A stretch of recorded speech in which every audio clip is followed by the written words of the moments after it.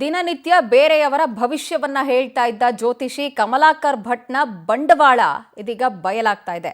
ಜ್ಯೋತಿಷಿ ಕಮಲಾಕರ್ ಭಟ್ರ ಬಂಡವಾಳವನ್ನ ಬಿಚ್ಚಿಟ್ಟಿದ್ದಾರೆ. ಸುಚಿತ್ರಾರ ಪುತ್ರಿ ಕಮಲಾಕರ್ ಭಟ್ ಅವರ ಪ್ರೇಯಸಿ ಅಂತ ಹೇಳಿ ಈಕೆ ಗುರುತಿಸ್ಕೊಂಡಿರೋದು. ಈಗ ಆಲ್ರೆಡಿ ಜೈಲು ವಾಸ. ಸುಚಿತ್ರಾ ಪುತ್ರಿ ಪವರ್ ಟಿವಿ ಜೊತೆ ಎಕ್ಸ್ಕ್ಲೂಸಿವ್ ಆಗಿ ಮಾತಾಡಿದ್ದಾರೆ. ಆಕೆ ಮೆನ್ಷನ್ ಮಾಡಿರೋ ಅಂಶಗಳನ್ನು ನೋಡಿದ್ರೆ ಹೊಟ್ಟೆ ಉರಿಯುತ್ತೆ. ನನಗೆ ಕಮಲಾಕರ್ ಭಟ್ ಮಾನಸಿಕ ಹಿಂಸೆ ಕೊಡ್ತಿದ್ರು, ನೀನು ಇಲ್ಲಿರ್ಬೇಡ, ನಿನ್ನನ್ನು ನೋಡ್ಕೊಳ್ಳೋಕೆ ಆಗಲ್ಲ ಅಂತ ಹೇಳ್ತಾ ಇದ್ರು, ನಿನಗೆ ನಾನು ಯಾಕೆ ಹಣ ಖರ್ಚು ಮಾಡಬೇಕು ಅಂತ ಕೇಳ್ತಾ ಇದ್ರು, ನಿಮ್ಮ ಅಪ್ಪನ ಜೊತೆಗೆ ಹೋಗು, ನಂಗೆ ತೊಂದರೆ ಆಗ್ತಿದೆ ಅಂತ ಹೇಳಿದ್ರು. ಕಾಲೇಜಿಗೆ ಹೋಗ್ತಾನೆ ಇವ್ರ ಮನೆ ಕೆಲಸವನ್ನು ನಾನು ಮಾಡ್ತಿದ್ದೆ, ಜ್ಯೋತಿಷಿ ಮಾನಸಿಕ ಹಿಂಸೆ ಕೊಟ್ರೆ ನಮ್ಮಮ್ಮ ಕೂಡ ಅದಕ್ಕೆ ಬೆಂಬಲಿಸ್ತಾ ಇದ್ರು, ನನಗೂ ನನ್ನ ತಂಗಿಗೆ ಬೈತಾ ಇದ್ರು. ಅಮ್ಮನೂ ಅವ್ರು ಬೈದಂಥ ಸಂದರ್ಭ ನಮ್ಮನ್ನ ಸಪೋರ್ಟ್ ಮಾಡ್ತಿರ್ಲಿಲ್ಲ, ನಮ್ಮಮ್ಮ ಸರಿ ಇಲ್ಲ ಅನ್ನೋದು ದಿನ ಕಳೆದಂತೆ ಗೊತ್ತಾಯ್ತು ಅಂತ ಪವರ್ ಟಿವಿಗೆ ಸುಚಿತ್ರಾ ಪುತ್ರಿ ಬಹಳ ನೋವಿನಿಂದ ಮಾತನಾಡಿದ್ದಾರೆ. ನಿಮ್ಮಪ್ಪನ ಜೊತೆಗೆ ಹೋಗು, ನಾನು ಯಾಕೆ ನಿನಗೆ ಹಣ ಖರ್ಚು ಮಾಡಬೇಕು ಅಂತ ಕಮಲಾಕರ್ ಭಟ್ರು ಹೇಳ್ತಾ ಇದ್ರಂತೆ. ಅವರಮ್ಮ ಬೇಕು, ಮಕ್ಕಳು ಬೇಡ, ಯಾಕೆ ಬೇಕಿಂತ ಸಂಬಂಧಗಳು ಅನ್ನೋದು ನಂಗೆ ಅರ್ಥ ಆಗಲ್ಲ.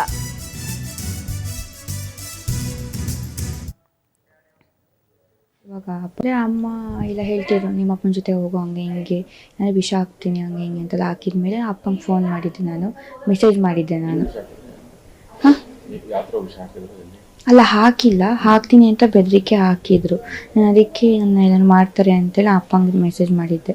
ಇಲ್ಲ ನಾನು ಬರ್ತೀನಿ, ಕರ್ಕೊಂಡು ಹೋಗು, ಇಲ್ಲ ನಾನು ಸೂಸೈಡ್ ಮಾಡ್ಕೊತೀನಿ ಅಂತ ಹೇಳಿ ಅಪ್ಪಂಗೆ ಹೇಳ್ದವಾಗ ಅಪ್ಪ ಸರಿ ನೀನು ಬಾ, ನಾನು ಊರಿಗೆ ಕರ್ಕೊಂಡು ಹೋಗ್ತೀನಿ ಅಂದಾಗ ಊರಿಗೆ ಹೋಗಿದ್ದೆ. ಅದಾದ್ಮೇಲೆ ಕಂಪ್ಲೇಂಟ್ ಕೊಡಬೇಕು ಅಂತ ಹೋಗಿರಲಿಲ್ಲ, ಅಂದರೆ ಅಪ್ಪನ ಜೊತೆ ಇದ್ದೀನಿ ನಾನು ಅಂತ ಹೇಳೋದಕ್ಕೋಸ್ಕರ ನಾನು ಪೊಲೀಸ್ ಸ್ಟೇಷನಿಗೆ ಹೋಗಿದ್ದೆ. ಅಮ್ಮ ಫೋನ್ ಪಿಕ್ ಮಾಡಿರಲಿಲ್ಲ, ಅಪ್ಪನೂ ಫೋನ್ ಪಿಕ್ ಮಾಡಿ, ಫೋನ್ ಮಾಡಿದ್ನು ಆ ಪಿಕ್ ಮಾಡಿರಲಿಲ್ಲಾಗಿತ್ತು.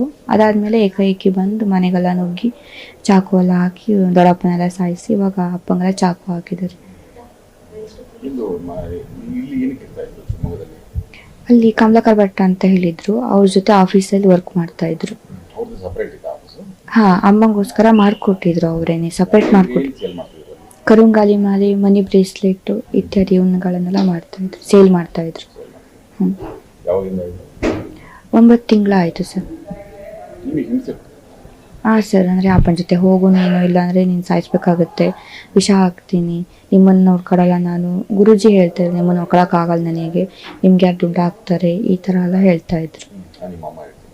ಅಮ್ಮ ಅವ್ರು ಹೇಳ್ದಂಗೆ ಕೇಳ್ತಾಯಿದ್ರು, ಸರಿ ಆಯಿತು ಸರಿ, ನೀವು ಹೇಳಿದೆ ಸರಿ ಅಂತ ಹೇಳಿ ಅವ್ರು ಹೇಳ್ತಾಯಿದ್ರು.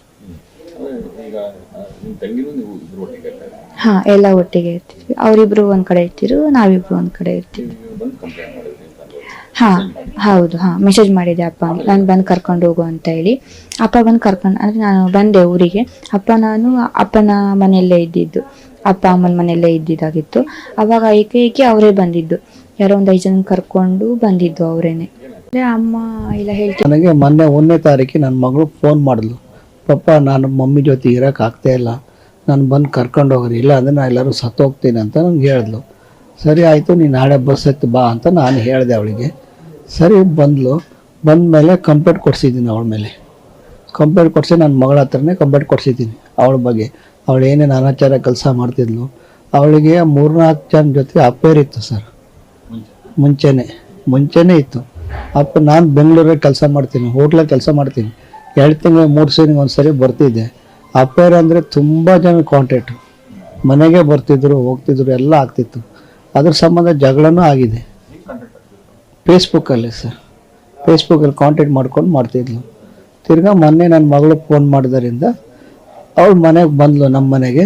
ನಾನು ನಮ್ಮ ಮನೆ ಇಲ್ಲ ಇತ್ತು, ನಮ್ಗೆ ಮನೆಯೂ ಸಹಿತ ಲಾಕ್ ಮಾಡೋಗಿದ್ದಾಳೆ, ನಾವು ಕೊಟ್ಟಿರೋ ಮನೆ ಇತ್ತು ಅದನ್ನು ಲಾಕ್ ಮಾಡೋಗಿದ್ದಾಳೆ. ತಿರ್ಗಾ ನಾನು ನಮ್ಮ ಮನೆಗೆ ಕರ್ಕೊಂಡು ಹೋದ್ರು, ನಮ್ಮ ತಂದೆ ತಾಯಿ ಇದ್ದಾರೆ, ಆ ಮನೆಗೆ ನನ್ನ ಕರ್ಕೊಂಡು ಹೋಗಿದ್ದಾರೆ. ತಿರ್ಗಾ ಇಷ್ಟೆಲ್ಲ ಆಯಿತು. ಮೊನ್ನೆ ನಮ್ಮ ಮಗಳು ಹಿಂಗೆ ಫೋನ್ ಮಾಡ್ಕೊಂಡು ಹೇಳಿದ್ಮೇಲೆ ಬಂತು ಮಗಳು, ಕಂಪ್ಯೂಟರ್ ಎಲ್ಲ ಕೊಟ್ಟಾಯಿತು. ಕಂಪ್ಲೀಟ್ ಕೊಟ್ಟಾದ್ಮೇಲೆ ರೈಟ್, ಈ ಬಗ್ಗೆ ಹೆಚ್ಚಿನ ಡೀಟೇಲ್ಸ್ ಕೊಡೋದಕ್ಕೆ ನಮ್ಮ ಪ್ರತಿನಿಧಿ ಮೋಹನ್ ಕೃಷ್ಣ ನಮ್ಮೊಂದಿಗೆ ದೂರವಾಣಿ ಸಂಪರ್ಕದಲ್ಲಿದ್ದಾರೆ. ಮೋಹನ್ ಕೃಷ್ಣ, ಅಮ್ಮ ಬೇಕೋ ಮಕ್ಕಳು ಬೇಡ ಅಂತ ಹೇಳಿ ಹಿಂಸೆ ಕೊಟ್ಟಿದ್ದಾರೆ, ಅದರಂತೆ ಆ ಮಕ್ಕಳು ಅವ್ರ ತಂದೆ ಹತ್ರ ಹೋದಂಥ ಸಂದರ್ಭ ಇವ್ರ ಆಟಾಟೋಪ ತೋರಿಸಿ ಒಂದು ಜೀವನೇ ಬಲಿ ಪಡ್ಕೊಂಡಿದ್ದಾರೆ ಅನ್ನುವ ಆರೋಪ. ಸದ್ಯ ಆ ಬಾಲಕಿ, ನೊಂದಂತಹ ಆ ಯುವತಿ ಮಾಡ್ತಿರುವಂಥ ಆರೋಪ, ಆ್ಯಂಡ್ ಇದೆಲ್ಲವೂ ಈ ಪ್ರಕರಣಕ್ಕೆ ಸಂಬಂಧಪಟ್ಟಂತೆ ಎಷ್ಟು ಹಿಂಸೆ ಅನಿಸುವಂಥ ವಿಚಾರ ಅಲ್ವಾ? ಎಸ್ ಪ್ರಜ್ವಲ, ಏನು ಜ್ಯೋತಿಷಿ ಜೊತೆ ಅಕ್ರಮ ಸಂಬಂಧ ಹೊಂದಿದ್ದ ಮಹಿಳೆ ಕೈಯಿಂದ ತನ್ನ ಪುತ್ರಿಯನ್ನ ರಕ್ಷಣೆ ಮಾಡಲು ಹೋಗಿ ಅಮಾಯಕರು ದಾರುಣವಾಗಿ ಸಾವನ್ನಪ್ಪಿರುವಂತಹ ಹಿನ್ನೆಲೆಯಲ್ಲಿ ಮತ್ತೊಬ್ಬ ಏನು ಬಾಲಕಿಯ ತಂದೆ ಏನಿದ್ದಾರೆ ಆ ಮಹಿಳೆಯ ಪತಿ ಗಾಯಗೊಂಡು ಶಿವಮೊಗ್ಗದ ಮೆಗನ್ ಆಸ್ಪತ್ರೆಯಲ್ಲಿ ಚಿಕಿತ್ಸೆ ಪಡಿತಾ ಇರುವಂತದ್ದು. ಈ ಒಂದು ಸಂದರ್ಭದಲ್ಲಿ ಆತಕ್ಕೆ ಮಹೇಶ್ ನಾಯ್ಕ್ ಇದ್ದಾನೆ, ಮಹೇಶ್ ನಾಯ್ಕ್ ಗಾಯಗೊಂಡು 3-4 ಕಡೆ ಚಾಕುವಿಂದ ಚುಚ್ಚಿರುವಂತದ್ದು. ಆಪರೇಷನ್ ಕೂಡ ಬಾಕಿ ಇದೆ. ಈ ಹಿನ್ನೆಲೆಯಲ್ಲಿ ಶಿವಮೊಗ್ಗದ ಮೆಗನ್ ಆಸ್ಪತ್ರೆಯಲ್ಲಿ ದಾಖಲಾಗಿರುವಂತ ಏನ್ ಮಹೇಶ್ ನಾಯ್ಕ್ ಇದ್ದಾರೆ, ಇವರಿಗೆ ಪುತ್ರಿ ಸುಮಶ್ರೀ ನೋಡ್ಕೊಳ್ತಾ ಇದ್ದಾಳೆ. ಏನು ಆರೋಪ ಹೊತ್ತಿರುವಂತಹ ಮಹಿಳೆ ಏನು ಇದ್ದಾರೆ ಅವರ ಪುತ್ರಿ ಕೂಡ ಹೌದು. ಈ ಪುತ್ರಿ ಸುಚಿತ್ರಾ ಮಗಳು ಕೂಡ ಆಗಿರುವಂತ ಸುಮಶ್ರೀ ಶಿವಮೊಗ್ಗದಕ್ಕೆ ನಂಗೆ ಬರ್ಲಿಕ್ಕೆ ಇಷ್ಟನೇ ಇರ್ಲಿಲ್ಲ. ಊರಿನಲ್ಲೇ ನಾನು ಪ್ರಥಮ PUC ಓದ್ತಾ ಇದ್ದೆ. ಈ ಸಂದರ್ಭದಲ್ಲಿ ತಂದೆ ಮೇಲೆ ಆಪಾದನೆ ಮಾಡಿ ಒಳ್ಳೆ ಶಿಕ್ಷಣ ಕೊಡ್ತೇವೆ ಅಂತ ಹೇಳಿ ಕರ್ಕೊಂಡು ಬಂದಿದ್ರು ನನ್ನನ್ನ. ಆರಂಭದಲ್ಲಿ ಎಲ್ಲವೂ ಚೆನ್ನಾಗಿ ನಾನು ನೋಡ್ಕೋತಾ ಇದ್ರು. ಬರ್ತಾ ಅಮ್ಮ ಕೂಡ ನನ್ಗೆ ಏನು ಸುಚಿತ್ರಾ ಏನಿದ್ದಾಳೆ ಅವಳು ನಂಗೆ ಟಾರ್ಚರ್ ಕೊಡ್ತಾ ಇದ್ದು, ಗುರುಜಿ ಮಾತು ಕೇಳ್ಕೊಂಡು. ಜೊತೆಗೆ ಕಮಲಾಕರ್ ಭಟ್ ಕೂಡ ಸರಿಯಾಗಿ ಮಾತನಾಡ್ತಾ ಇರ್ಲಿಲ್ಲ. ಮನೆ ಕೆಲಸ ಎಲ್ಲ ಕೂಡ ನಾನೇ ಮಾಡ್ತಾ ಇದ್ದೆ. ಕಾಲೇಜಿಗೆ ಹೋಗಿ ಬಂದ್ಮೇಲೆ ಅಮ್ಮ ಮತ್ತು ಕಮಲಾಕರ್ ಭಟ್ ಇಬ್ರು ಕೂಡ ಒಂದೇ ಕೊಠಡಿಯಲ್ಲಿ ಇರ್ತಾ ಇದ್ರು. ನಾವು ಕಮಲಾಕರ್ ಭಟ್ ಮನೇಲೆ ಇದ್ವಿ. ನನ್ನ ಅಕ್ಕ ತಂಗಿ ಇಬ್ರು ನಾವು ಪ್ರತ್ಯೇಕ ಕೊಠಡಿಯಲ್ಲಿ ವಾಸವಾಗ್ತಾ ಇದ್ವಿ. ಅವರು ಬೇರೆ ಕೊಠಡಿಯಲ್ಲಿ ಇರ್ತಾ ಇದ್ರು. ಅಮ್ಮನ ಹೆಸರಿಗೆ ಆಸ್ತಿ, ಕಾರು ಎಲ್ಲ ಕೂಡ ಮಾಡಿದ್ರು ಕಮಲಾಕರ್ ಭಟ್. ಆದ್ರೆ ಕಮಲಾಕರ್ ಭಟ್ ವ್ಯವಹಾರ ಕೂಡ ನಮ್ಮ ಅಮ್ಮ ನೋಡ್ಕೊಳ್ತಾ ಇದ್ರು. ಆದ್ರೆ ನಮ್ಗೆ ಟಾರ್ಚರ್ ಕೊಡ್ತಾ ಇದ್ರು. ಈ ಟಾರ್ಚರ್ ನಮ್ಗೆ ಮಾನಸಿಕವಾದ ಹಿಂಸೆಯನ್ನ ತಡೆದುಕೊಳ್ಳಕ್ಕೆ ಆಗಿರ್ಲಿಲ್ಲ.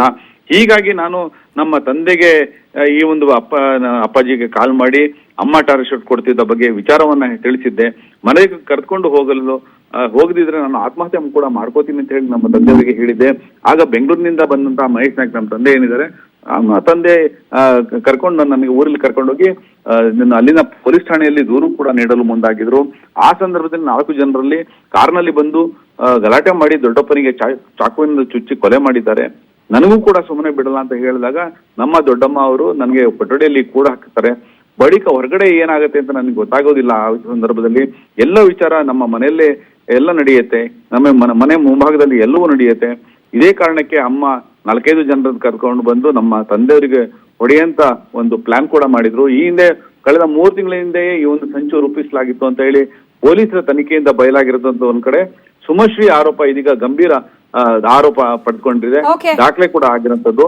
ಆಸ್ಪತ್ರೆಯಲ್ಲಿ ಇದೀಗ ಮಹೇಶ್ ನಾಯ್ಕ್ ಚಿಕಿತ್ಸೆ ಪಡಿತಾ ಇದ್ದಾರೆ. Prajwal. Fine Mohan Krishna, thank you ತಮ್ಮೆಲ್ಲ ಡೀಟೇಲ್ಸ್ಗೆ.